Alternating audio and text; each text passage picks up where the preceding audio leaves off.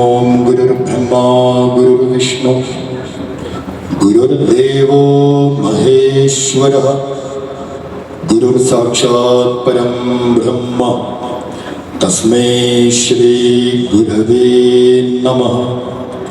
ഓം ശ്രീനാരായണ ഗുരുരാധ്യാം ശിവലിംഗാര്യമധ്യമാം ശ്രീബോധാനന്ദ സംസരന്തി അസ്മ വിശ്വകാജി മഠത്തിൻ്റെ പ്രതിഷ്ഠാ വാർഷിക പൂജയാണ് ഇന്ന് നടക്കുന്നത്. കഴിഞ്ഞ ഏതാനും പ്രതിഷ്ഠാ വാർഷിക പൂജയുമായി ബന്ധപ്പെട്ട് ശ്രീനാരായണ ധർമ്മത്തെ സമൂഹത്തിൽ എത്തിക്കുവാനുള്ള ഏതെങ്കിലും കാര്യപരിപാടികൾ നമ്മൾ ആസൂത്രണം ചെയ്യാറുണ്ട്. ഇതിനു മുമ്പ് ഗുരുദേവൻ രചിച്ച ദർശനമാല എന്ന കൃതിയെ ആസ്പദമാക്കി പ്രതിഷ്ഠാ വാർഷിക പൂജാവേളയിൽ ശ്രീനാരായണ ദർശനോത്സവം എന്ന് പറയുന്ന വലിയ ഒരു വിചാര സദസ്സ് സംഘടിപ്പിച്ചിരുന്നു. അതിനുശേഷം കഴിഞ്ഞ വർഷം ഇതേ വേദിയിൽ ശ്രീനാരായണ ധർമ്മം കൃതിയെ ആസ്പദമാക്കി ശ്രീനാരായണ ധർമ്മോത്സവം എന്ന് പറയുന്ന മറ്റൊരു പരിപാടി സംഘടിപ്പിച്ചിരുന്നു. ആ പരിപാടിയിൽ 25 അമ്മമാർ ശ്രീനാരായണ ധർമ്മം കൃതിയിലെ 25 വ്യത്യസ്ത വിഷയങ്ങളെ അധ്യയനം ചെയ്ത് ഇവിടെ വിഷയാവതരണം ചെയ്തിരുന്നു.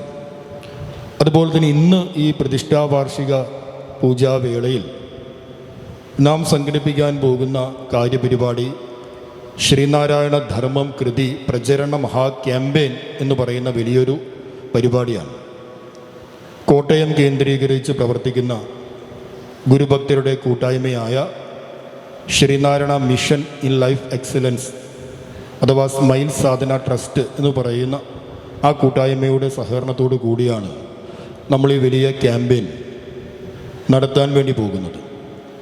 നമുക്കെല്ലാവർക്കും ചിന്തിച്ചാൽ മനസ്സിലാക്കാം, ഗുരുവിൻ്റെ കൃതികളിൽ മനുഷ്യൻ്റെ ജീവിതവുമായി ഏറ്റവും അധികം ബന്ധപ്പെട്ട് നിൽക്കുന്ന ഒരു മനുഷ്യൻ എന്തെല്ലാം കർമ്മങ്ങളെ ആചരിക്കണം, ആചരിക്കരുത് എന്ന വ്യക്തമായ നിർദ്ദേശം നമുക്ക് ലഭിക്കുന്ന ഒരു മഹനീയമായ കൃതിയാണ് ശ്രീനാരായണ ധർമ്മം കൃതി.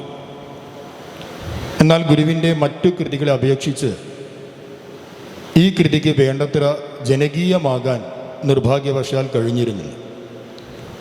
നമ്മുടെ മുമ്പിലിരിക്കുന്ന ബഹുമാനപ്പെട്ട പ്രീതിയമ്മയുടെ വലിയ പരിശ്രമവും പ്രേരണയുടെയും ഫലമായി കഴിഞ്ഞ ഏതാനും സംവത്സരങ്ങളായി 10,000-കണക്കിന് ഭവനങ്ങളിലാണ് ശ്രീനാരായണ ധർമ്മം കൃതി പ്രിൻ്റ് ചെയ്ത് എത്തിച്ചിരിക്കുന്നത്. ആ ഒരു പ്രവർത്തനത്തെ മാതൃകയാക്കിക്കൊണ്ട് അതിൽ നിന്ന് പ്രേരണ ഉൾക്കൊണ്ടുകൊണ്ട് സ്മൈൽ സാധന ട്രസ്റ്റിൻ്റെ നേതൃത്വത്തിൽ ശിവഗിരി മഠത്തിലെ സന്യാസി ശ്രേഷ്ഠന്മാരുടെ പിന്തുണയും സഹകരണത്തോടു കൂടിയും 100,000-ഓളം ഭവനങ്ങളിൽ ശ്രീനാരായണ ധർമ്മം കൃതി തികച്ചും സൗജന്യമായി അതാത് പ്രദേശങ്ങളിൽ ശ്രീനാരായണ ധർമ്മം കൃതി പ്രചരണ സന്ദേശ സമ്മേളനം സംഘടിപ്പിക്കുകയും അവിടെ വരുന്ന സജ്ജനങ്ങൾക്ക് ഈ കൃതി സൗജന്യമായി കൊടുക്കുകയും ഈ കൃതിയുടെ പ്രാധാന്യത്തെക്കുറിച്ച് ബോധവൽക്കരിക്കുകയും ചെയ്യുക എന്നുള്ള ദീർഘകാലം നീണ്ടു നിൽക്കുന്ന വലിയൊരു ക്യാമ്പയിനാണ് ഇന്ന് സമാരംഭം കുറിക്കുന്നത്. ഈ ക്യാമ്പയിൻ്റെ ഉദ്ഘാടന പൊതുസമ്മേളനം ഇന്ന് 11 മണിക്കാണ് ആരംഭിക്കുന്നത്. എങ്കിലും നിരവധി തിരക്കുകൾക്ക് ഇടയിൽ നിന്നും ഇന്ന് നമ്മെ അനുഗ്രഹിക്കാൻ വേണ്ടി ഈ ഒരു കൃതിയുടെ പ്രാധാന്യത്തെക്കുറിച്ച് ബോധവൽക്കരിക്കാനും പ്രഭാഷണം നടത്താനും വേണ്ടി വിശിഷ്ട തികച്ചും ഔപചാരികമായ മുഖം തന്നെയാണ് കൈവന്നിരിക്കുന്നത്. ആദ്യമായി നമ്മൾ ഭദ്രദീപം, ഗുരുവിൻ്റെ മുമ്പിൽ ഭദ്രദീപം പ്രകാശിപ്പിച്ച് പ്രീതിയമ്മ ശ്രീനാരായണ ധർമ്മം കൃതിയെക്കുറിച്ച് നിങ്ങളോട് സംസാരിക്കുന്നതായിരിക്കും.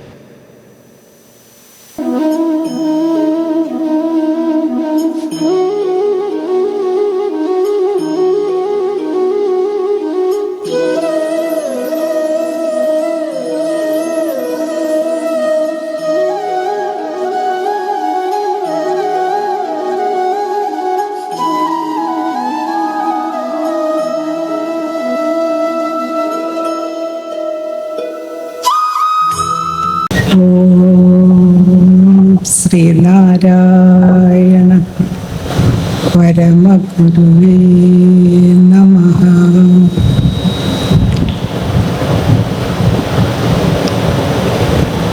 സ്നേഹമുള്ളവരെ, സഹോദരി സഹോദരന്മാരെ, സ്മൈൽ എന്ന സംഘടനയുടെ നേതൃത്വത്തിൽ വിശ്വകാജി മഠത്തിൽ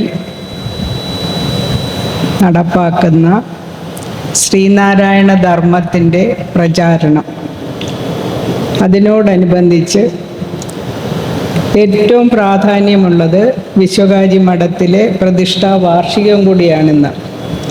ഈ വേളയിൽ ഇവിടെ വന്നു ചേരാനും നിങ്ങളോടൊക്കെ രണ്ട് വാക്ക് സംസാരിക്കാനും കിട്ടിയ ഒരവസരം എൻ്റെ ജീവിതത്തിലെ വലിയൊരു ഭാഗ്യമായി ഞാൻ കണക്കാക്കുകയാണ്. 2024 ശ്രീനാരായണ ഗുരു മനുഷ്യരാശിക്ക് മുഴുവൻ ഉപദേശിച്ചു തന്ന ഒരു സ്മൃതിയാണ് ശ്രീനാരായണ ധർമ്മം. വേണ്ട രീതിയിൽ മനുഷ്യരാശി അത് മനസ്സിലാകാതെ പോയതാണ് ഇന്ന് ഈ ലോകത്തുണ്ടാകുന്ന എല്ലാ പ്രശ്നങ്ങളുടെയും കാരണം. ഇത് മനസ്സിലാക്കിക്കൊണ്ട് SNDP യോഗം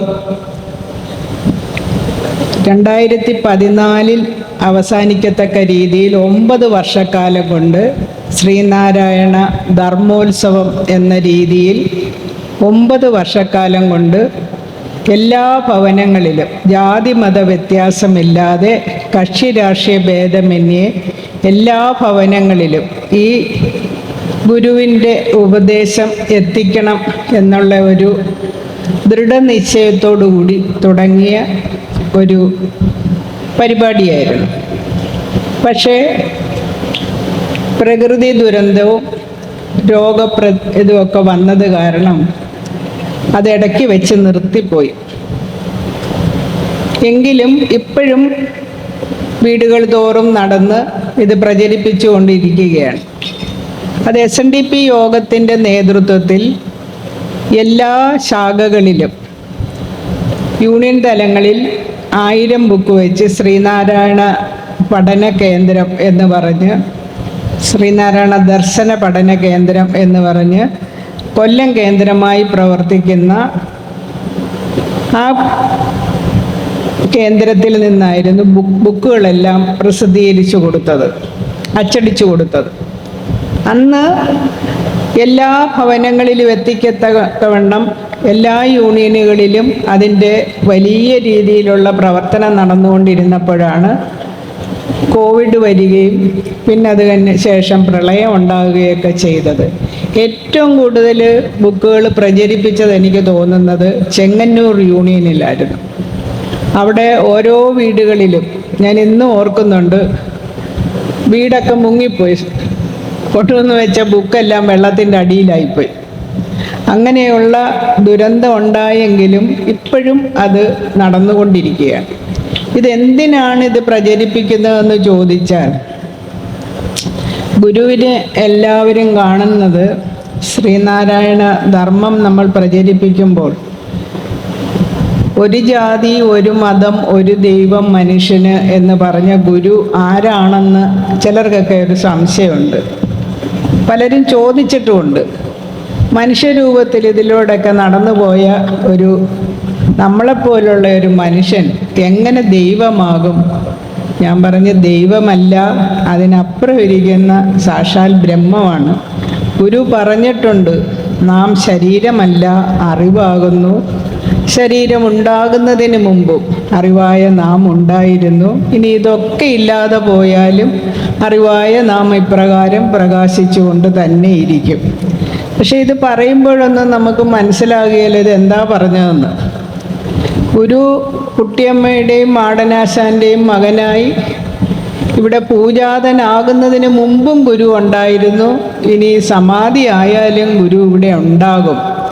ഇത് മനസ്സിലാക്കാനായിട്ട് വളരെയധികം ആധ്യാത്മിക തലത്തിലേക്ക് പോയിട്ടുള്ളവർക്ക് മാത്രമേ മനസ്സിലാക്കാൻ സാധിക്കത്തുള്ളൂ. സാധാരണപ്പെട്ട നമുക്ക് ആർക്കും അത് മനസ്സിലാകുകയില്ല. ആദ്യകാലങ്ങളിൽ ശ്രീനാരായണ ഗുരുവിനെ പറ്റി പഠിക്കുകയും അതിലേക്ക് ഇറങ്ങിച്ചെല്ലണമെന്നുള്ള ഒരു ആഗ്രഹത്തോടു കൂടി ഗുരുവിൻ്റെ കൃതികൾ പഠിക്കാൻ തുടങ്ങിയപ്പോൾ ഈ ബ്രഹ്മം എന്ന് പറയുമ്പോൾ എനിക്കാണെങ്കിൽ ഒന്നും മനസ്സിലാകുകയില്ല. ഇവിടെ ഇരിക്കുന്ന നേഴ്സറി കുട്ടികളുടെ അറിവ് പോലും എനിക്കില്ല. അപ്പോൾ അന്ന് പഠിപ്പിച്ചിരുന്ന ബാലകൃഷ്ണൻ നായർ സാറിനോട് ഞാൻ ചോദിച്ച ഗുരുവിൻ്റെ എല്ലാ കൃതികളും വിവർത്തനം ചെയ്തിട്ടുള്ള മഹാനായ അദ്ദേഹം ഇപ്പം ഇല്ല. അദ്ദേഹത്തിൻ്റെ ക്ലാസ്സുകളിലാണ് ഞാൻ ആദ്യമായിട്ട് പങ്കെടുക്കുന്നത്. അങ്ങനെ അദ്ദേഹത്തിൻ്റെ അനുഗ്രഹത്താലാണ് ഈ ഗുരുവിൻ്റെ കൃതിയുടെ ഒരറ്റത്തെങ്കിലും ഇരിക്കാനായിട്ടുള്ള ഒരു യോഗ്യത എനിക്കുണ്ടായത്. അത് ഞാൻ മനസ്സിലാക്കുകയാണ്. എൻ്റെ വീട്ടിൽ എൻ്റെ അമ്മയുടെ അമ്മാവൻ സ്വാമി മംഗളാനന്ദ ഉണ്ടായിരുന്നു. എൻ്റെ അച്ഛൻ്റെ ഏറ്റവും മൂത്ത സഹോദരി ദേവകി അമ്മ എന്ന് പറയുന്നത് സോദരി മഠത്തിലെ ഒരു സന്യാസിനി അമ്മയായിരുന്നു. ഇവരൊക്കെ പകർന്നു തന്ന ഈ പ്രായത്തിൽ ഒരു 5 വയസ്സ് തൊട്ട് ഞാനിതെല്ലാം കേട്ട് വളർന്ന ഒരു കുട്ടിയായതുകൊണ്ട് അത് നമുക്ക് ഗ്രഹിക്കാൻ ഭഗവാന്റെ ഒരു അനുഗ്രഹമായിട്ട് തന്നെ എനിക്ക് സാധിച്ചിട്ടുണ്ട്. അപ്പോൾ ഈ ശ്രീനാരായണ ധർമ്മം എന്താണ് നമ്മൾ പഠിക്കണമെന്ന് പറയുന്നത് എന്ന് ചോദിച്ചാൽ സ്വാമിജി നേരത്തെ പറഞ്ഞത് തന്നെയാണ്. മനുഷ്യർക്ക്, ലോകത്തുള്ള എല്ലാ മനുഷ്യരും നന്നാവാൻ വേണ്ടിയുള്ള ഒരു കൃതിയാണ്. അത് എങ്ങനെ ഒരു കുഞ്ഞുണ്ടാവണം, ഭാര്യയും ഭർത്താവും എങ്ങനെയായിരിക്കണം, അവർക്ക് എങ്ങനെ ഒരു നല്ല സൽസന്താനം ഉണ്ടാകണം, ആ സന്താനത്തിനെ എങ്ങനെ വേണം നമ്മൾ വളർത്താൻ, അത് നമ്മുടെ കുടുംബത്തിനും നാടിനും രാജ്യത്തിനും ലോകം മുഴുവനും ഉള്ള ആളുകൾക്ക് പ്രയോജനമുള്ള ഒരു കുട്ടിയായിട്ട് എങ്ങനെ നമ്മൾ വളർത്തിയെടുക്കണം എന്നാണ് ഭഗവാൻ നമ്മളോട് പറഞ്ഞു തന്നിരിക്കുന്നത്. പഞ്ചശുദ്ധി, ഞാൻ ഒരുപാട് വിവരിക്കുന്നില്ല. ഇവിടെ ഒരുപാട് ക്ലാസ്സുകളെല്ലാം നടക്കും.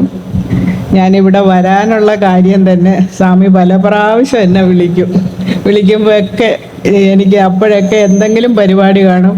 ഇവിടെ വന്നിട്ട് പോകാനുള്ള ഒരു സമയം പോലും എനിക്ക് കിട്ടത്തില്ല.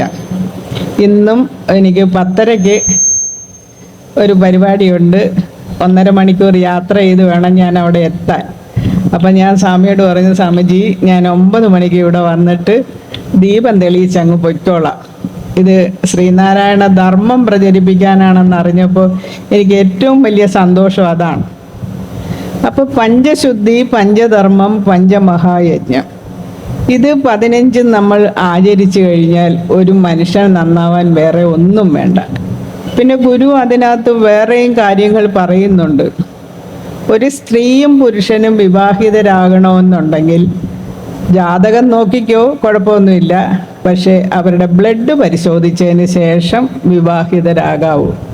അപ്പം നമ്മൾ ആലോചിക്കണം, എത്രയോ ദീർഘവീക്ഷണത്തോടു കൂടിയാണ് ഭഗവാൻ അത് പറഞ്ഞിരിക്കുന്നത്. ഇന്നത്തെ കാലത്ത് ഈ മാറാരോഗങ്ങൾ ഒളിച്ചു വെച്ചുകൊണ്ടാണ് വിവാഹം നടത്തുന്നത്. ഞാൻ അതിലേക്കൊന്നും കടക്കുന്നില്ല. അതെല്ലാം നമ്മൾ ശുദ്ധീകരിക്കണം.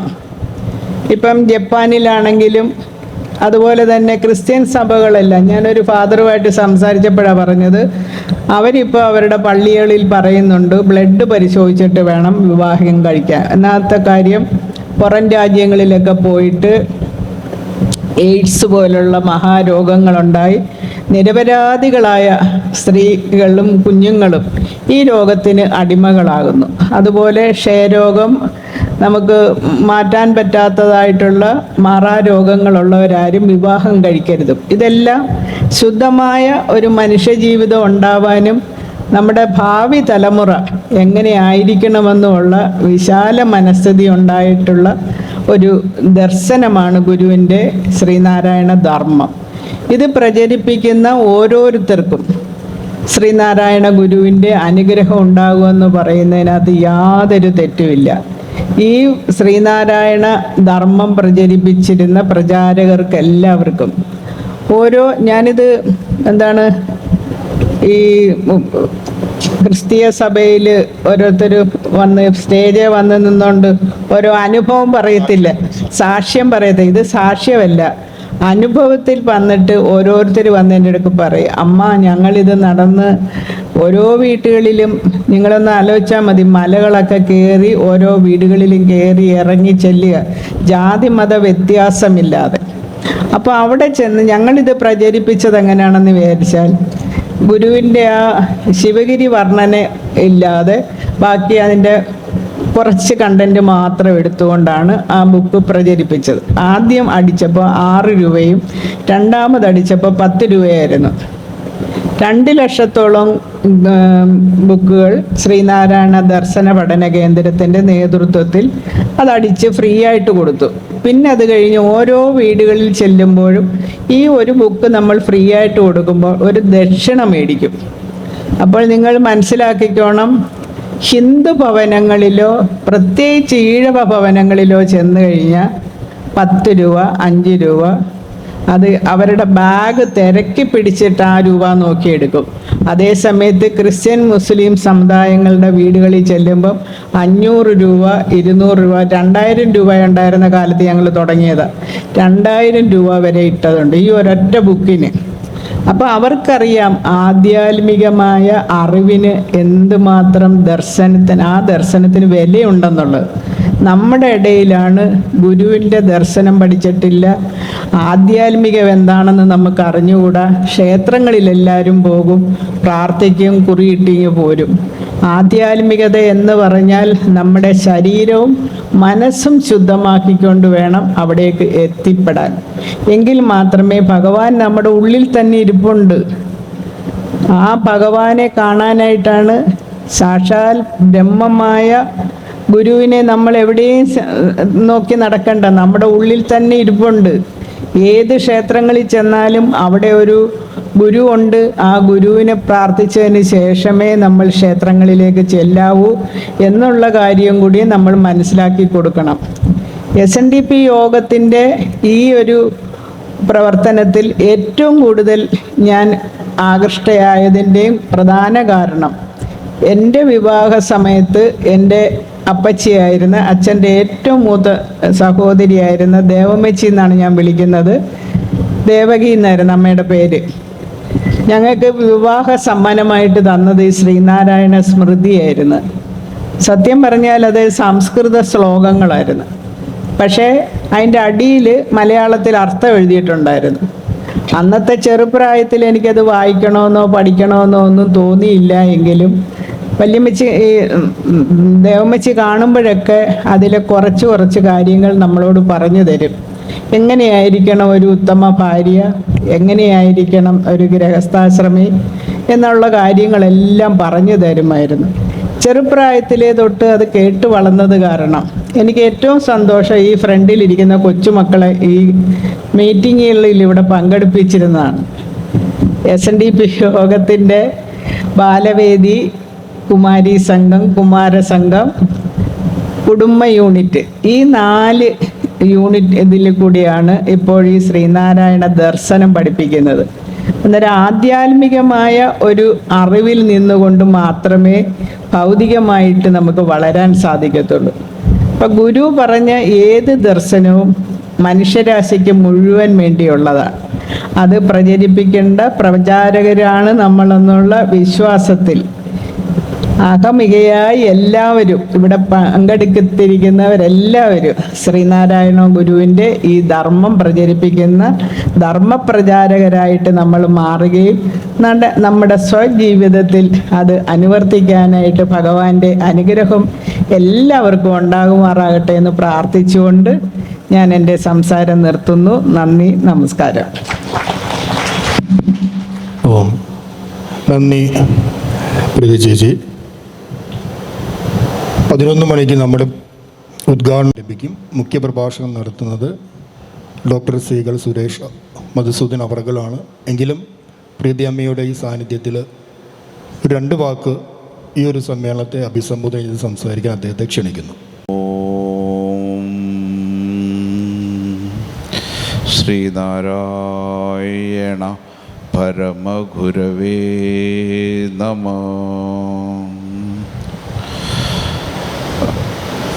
സംഭൂച്ചനായ വിശ്വകാജി മഠത്തിൻ്റെ സെക്രട്ടറി ശ്രീമദ് പ്രബോധാനന്ദ സ്വാമികൾ, ഇന്ന് ഇവിടെ എത്തി ഭദ്രദീപം തെളിയിച്ച ബഹുമാനപ്പെട്ട SNDP യോഗം പ്രസിഡൻറ്റ് പത്മഭൂഷൺ ശ്രീ വെള്ളാപ്പള്ളി നടേശൻ അവരുടെ ധർമ്മപത്നി ശ്രീ പ്രീതി നടേശൻ അവരുകൾ,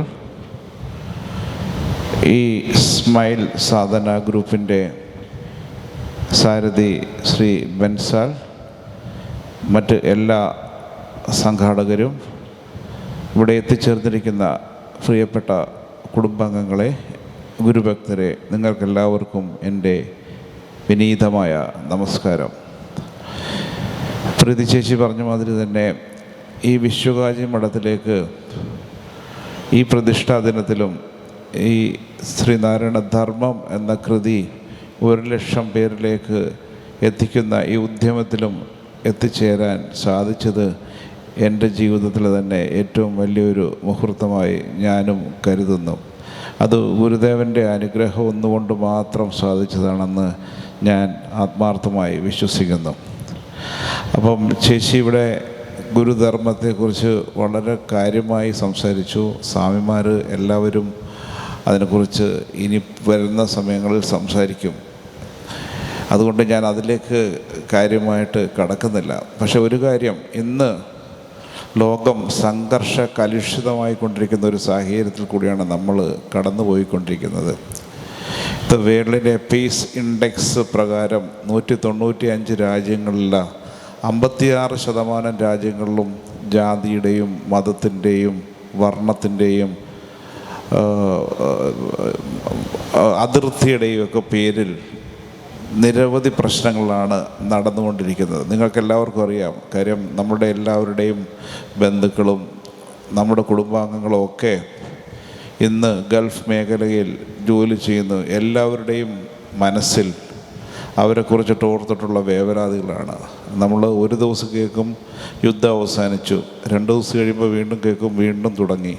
അങ്ങനെ ഞാനും ഈ ഗൾഫ് മേഖലയുമായിട്ട് ബിസിനസ് ചെയ്യുന്നൊരു വ്യക്തിയായതുകൊണ്ട് കുറഞ്ഞ വർഷങ്ങളായിട്ട് അവിടെ നടക്കുന്ന പ്രശ്നങ്ങൾ, ഇന്നലെയും മിസൈൽ ആക്രമണം ഉണ്ടായി, എല്ലാവരും ഇതാണ്. അങ്ങനെ വളരെയേറെ ഒരു സംഘർഷഭരിതമായ ഒരു കാലഘട്ടത്തിൽ കൂടിയാണ് നമ്മൾ കടന്നു പോകുന്നത്.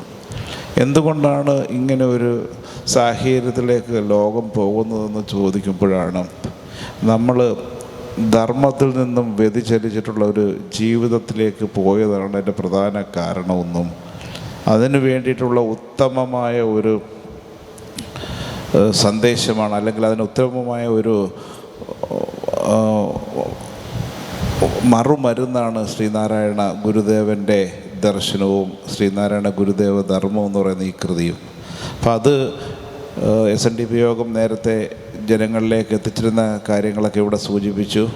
അതിൻ്റെ പിന്തുടർന്ന് ഈ ഒരു സംരംഭം ഇന്ന് രാവിലെ ഞാനിവിടെ വരുന്ന സമയത്ത് ബെൻസാൾ പറഞ്ഞു, ഇത് ഹിന്ദിയിലേക്ക് ട്രാൻസ്ലേറ്റ് ചെയ്തിട്ട് ബോംബെ മാതിരിയുള്ള നഗരങ്ങളിലൊക്കെ കൊടുക്കണമെന്നും.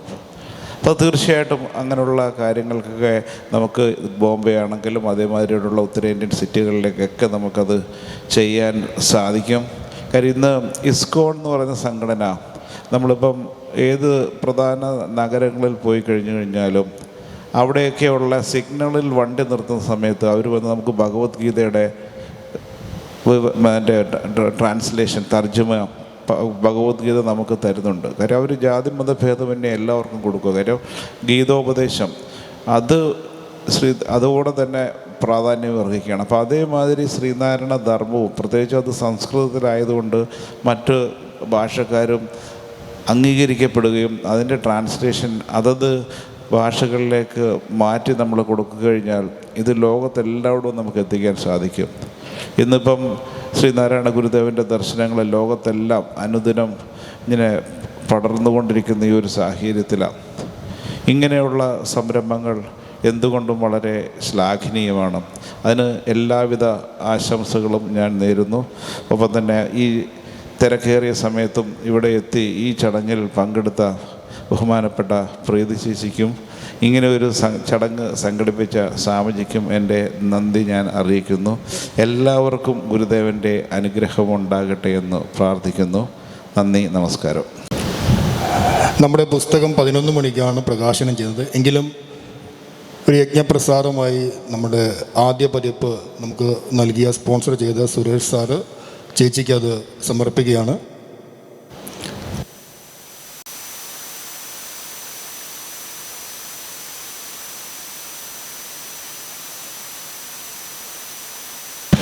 ഇതോടൊപ്പം തന്നെ ഹോമമന്ത്രം ജനകീയമാകാൻ വേണ്ടി ഹോമവിധാനം ഉൾപ്പെടുത്തിക്കൊണ്ട് സ്മൈൽ പുറത്തിറക്കിയ ശാന്തി ഹവന പ്രാർത്ഥന.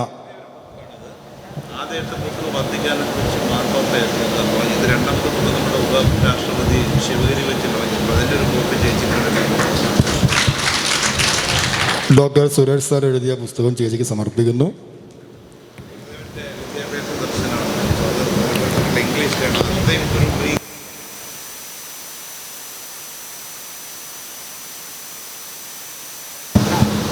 നിത്യവും ഭവനങ്ങളിൽ ഹോമം ചെയ്യാൻ വേണ്ടിയിട്ട് സ്മൈൽ പുറത്തിറക്കിയ ഹോമവിധാന പുസ്തകമാണ് ശാന്തി ഹവന പ്രാർത്ഥനാവലി.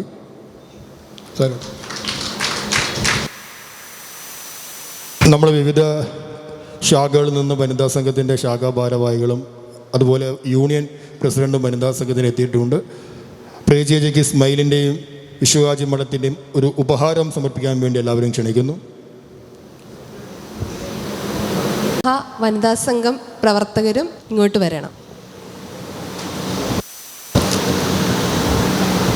ശാഖാപ്രവർത്തകരും വനിതാ സംഘത്തിൻ്റെ എല്ലാ പ്രവർത്തകരും വാ.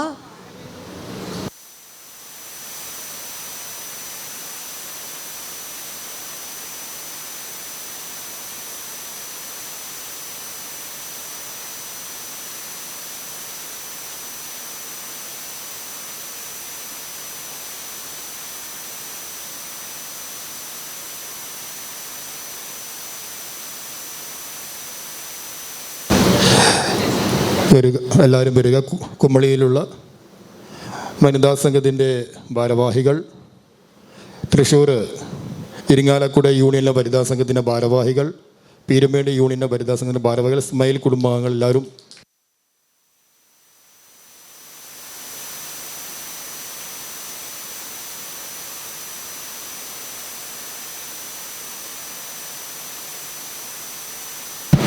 പ്രഭാത ഭക്ഷണം കഴിക്കാത്തവർ പ്രഭാത ഭക്ഷണം ഊട്ടുപുരയിൽ നിന്ന് കഴിച്ച് എത്രയും പെട്ടെന്ന് തിരിച്ച് ഇവിടെ തന്നെ വരിക. ഗുരുനാഥ്